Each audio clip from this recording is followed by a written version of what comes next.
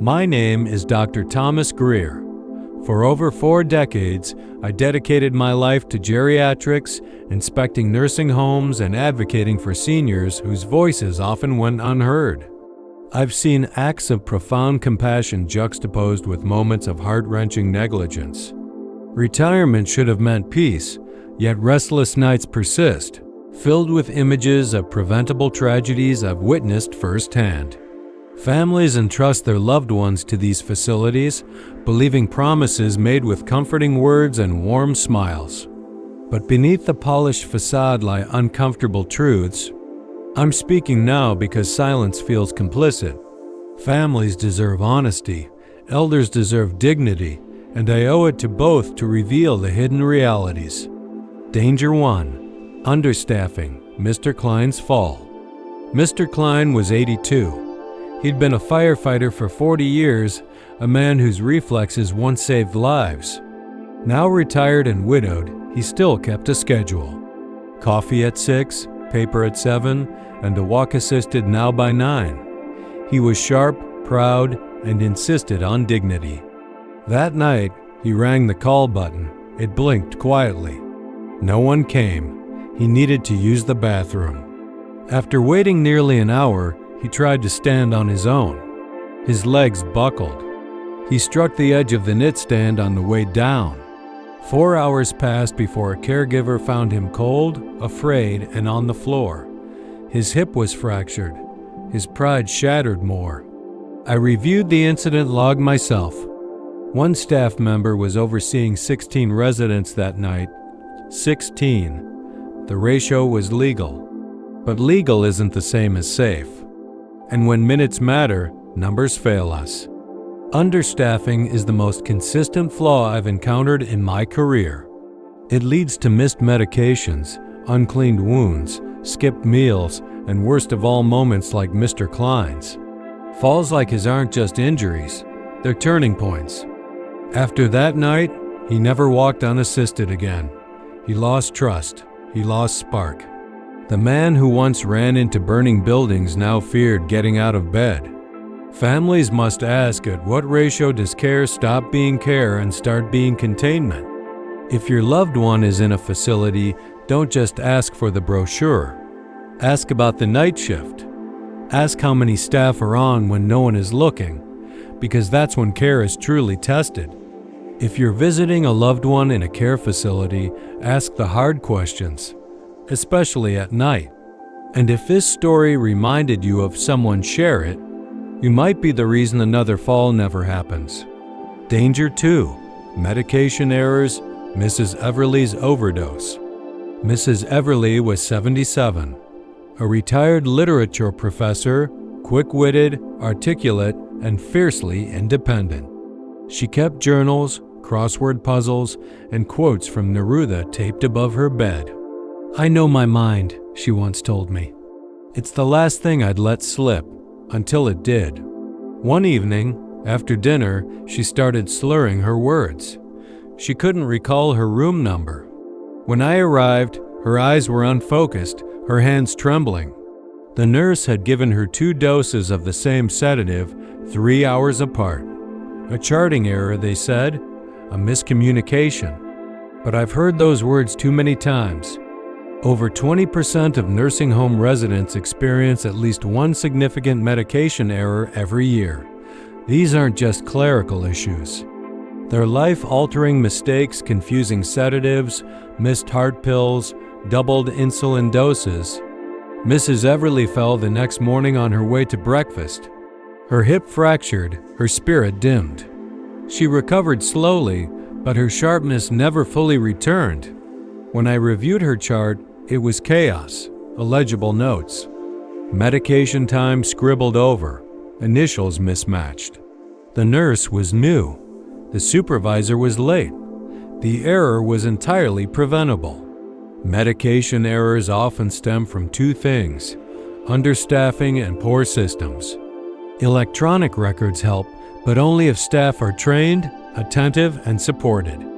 Otherwise, even the most advanced system becomes a liability. Families must ask, who checks medications?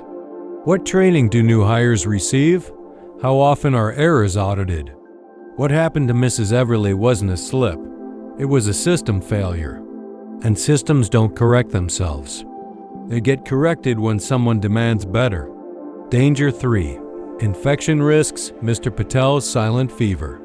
Mr. Patel was 85, a retired engineer, meticulous in everything he did, right down to how he folded his shirts. He lived quietly, respected staff, never complained. But one morning, he looked paler than usual. His hands were trembling. He said he felt a little off. No one took his temperature until after lunch. By evening, he was struggling to breathe. A silent fever had evolved into pneumonia. What started as something treatable had now turned into a crisis. In nursing homes, infections don't always scream. They whisper. A cough mistaken for dryness. Confusion blamed on old age. The consequences are often deadly. Every year, nearly 1.5 million infections occur in U.S. long-term care facilities, many preventable. When I reviewed Mr. Patel's chart, it showed delayed monitoring, incomplete notes, and a 5-hour gap between his initial complaint and action. The staff were kind but overwhelmed. Kindness without vigilance isn't enough. Infection prevention isn't about one heroic nurse, it's about protocols. Regular vitals, cleanliness, hand hygiene audits, isolation procedures. It's systemized attentiveness. Families must ask, how often are vitals taken? Who checks symptoms that aren't urgent but unusual? What happens when someone just feels off?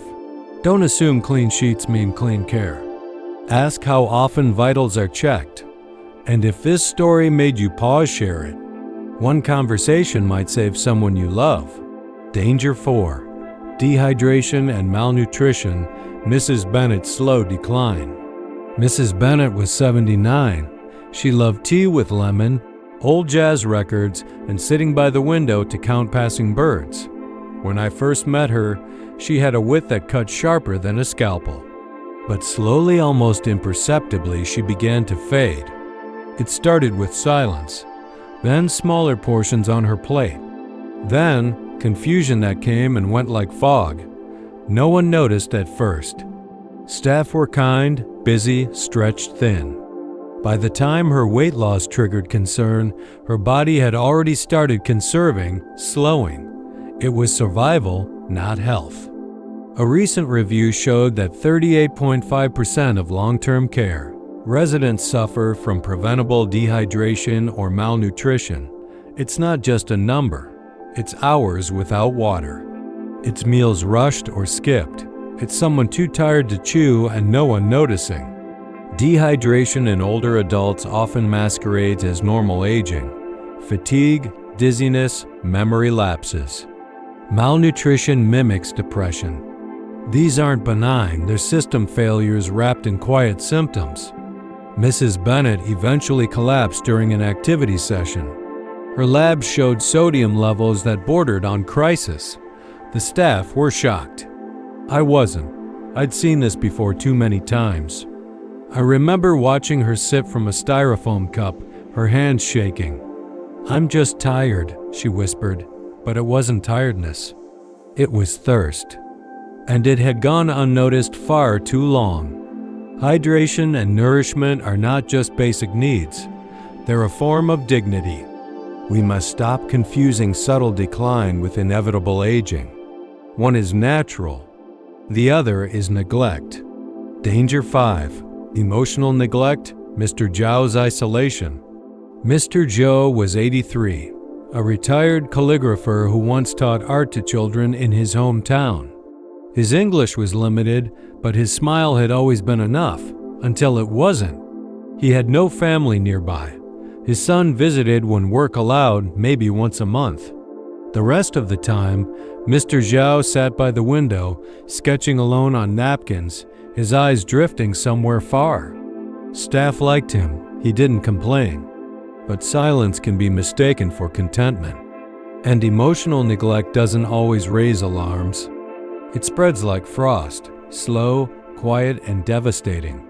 Residents like Mr. Zhao often slip through the cracks. Overworked caregivers do their best, but there's rarely time for anything beyond meds and meals. Conversations become checklists. Smiles become formalities. Loneliness becomes routine. Studies show emotional isolation increases mortality in seniors by up to 26.4%. It doesn't just affect the mind, it weakens the body. Memory fades faster. Healing slows. Depression shadows everything. I remember walking past his room one afternoon. He was staring at a blank wall. No music, no voice, just stillness. That silence haunts me more than anything. Care isn't just about feeding, bathing, or medicating. It's about being seen, being known. Dignity lives in the small moments, someone remembering your name, asking about your day, sitting beside you without checking a clock. Mr. Zhao needed more than efficiency. He needed presence. And that absence was the loudest sound in his life. Danger 6. Physical restraints. Mrs. Giordano's lost freedom. Mrs. Giordano was 88, a former ballroom dancer who still tapped her feet when she thought no one was watching. Her laugh once echoed down the hallway like music, but one month, it stopped. She'd been labeled a fall risk after an episode of dizziness.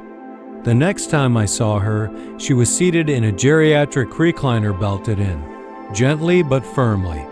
"It's for safety," a nurse explained, but the sparkle in her eyes had dulled. Her limbs moved less. Her voice followed.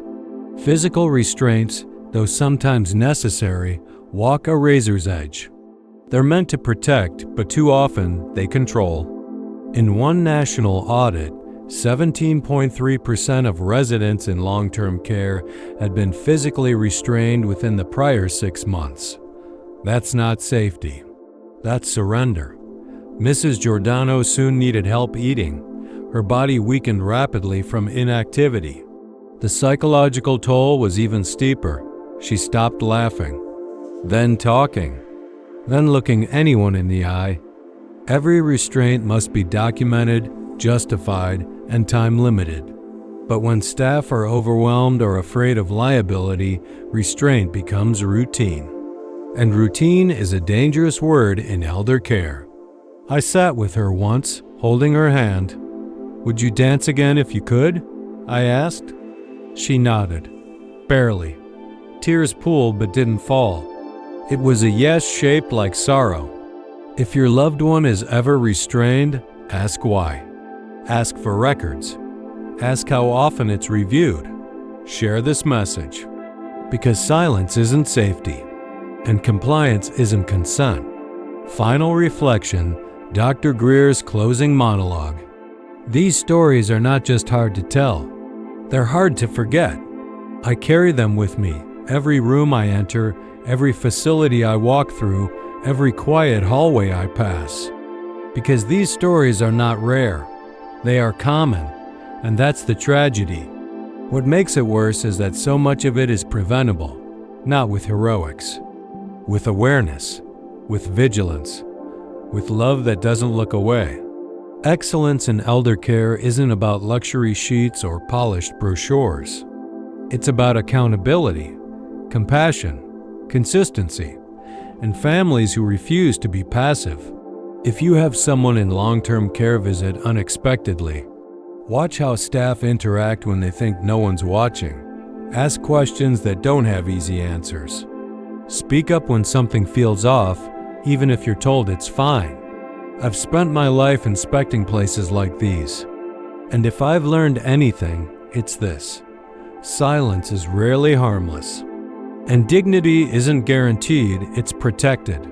So if this message shook something in you, don't let it fade. Share it, talk about it, and above all, stay close. Our elders don't need our pity. They need our presence.